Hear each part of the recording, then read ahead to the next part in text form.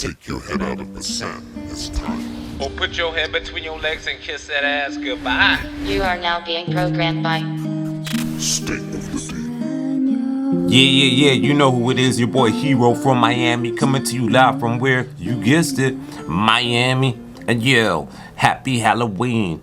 But wait, what are we even celebrating? It's like Halloween every day out here.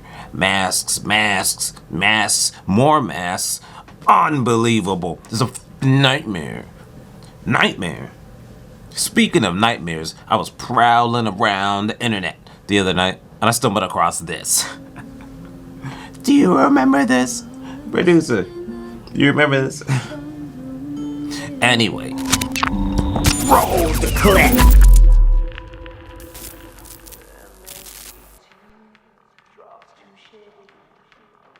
See?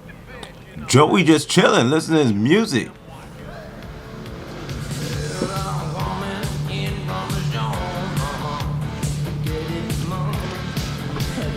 Oh, close your eyes, children.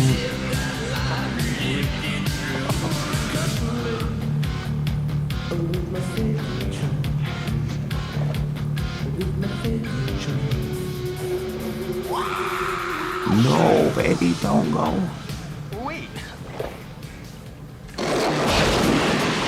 Oh no, Joey! Told you shouldn't have fell asleep.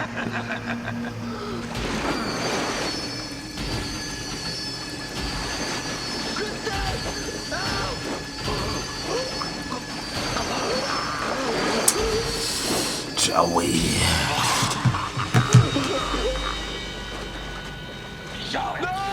Joey.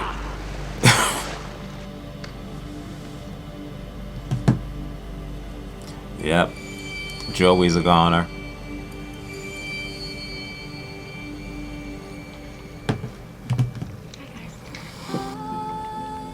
See, when I was growing up, this is the type of shit nightmares were made of. Like, literally. It's funny now, but that shit was not funny back then. Anyway, but I digress. Get back with it. Focus. Anyway, I was gonna do a whole spiel about the history of this holiday, this Hallmark holiday, but the boys and girls over there at the History Channel took it upon themselves to do the grunt work. So, on that note, without further ado, roll the clip. When most people think of Halloween, they think of trick-or-treating, parades, bobbing for apples, and other family-friendly activities. But bet you didn't know the true story behind the ancient origins of Halloween.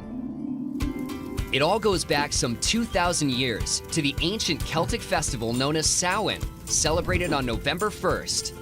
On the night before Samhain, people believed that the dead returned as ghosts. They would leave food and wine on their doorsteps to keep roaming spirits at bay, and wear masks when they left the house so they would be mistaken for fellow ghosts. The Christian church turned Samhain into All Saints' Day, or All Hallows, in the 8th century. The night before became All Hallows' Eve, later shortened to Halloween. You've heard of trick-or-treating on Halloween, but what about souling or guising?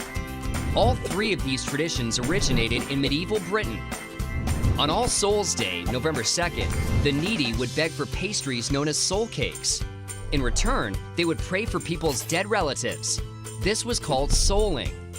In the medieval Halloween tradition of guising, young people would dress up in costume and accept food, wine, money, and other offerings in exchange for singing, reciting poetry, or telling jokes.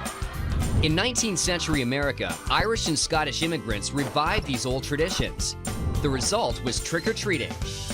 At first, it was much more about the tricks, in the form of pranks and hijinks, than the treats.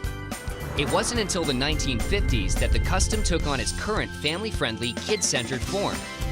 Today, Halloween is big business, with US consumers spending more than $2.5 billion on costumes annually. Add in the candy, and it's estimated that Americans spend up to $6 billion on Halloween each year, making it the second most commercial holiday after Christmas. So whether you're a fan of tricks, treats, or trivia, there's a bit of Halloween history. We bet you didn't know!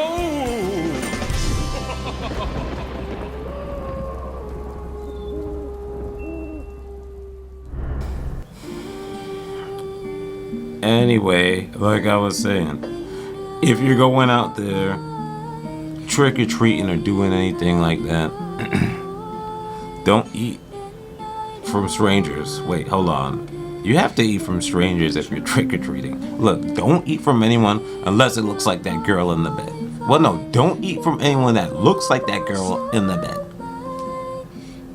You saw what happened to Joey.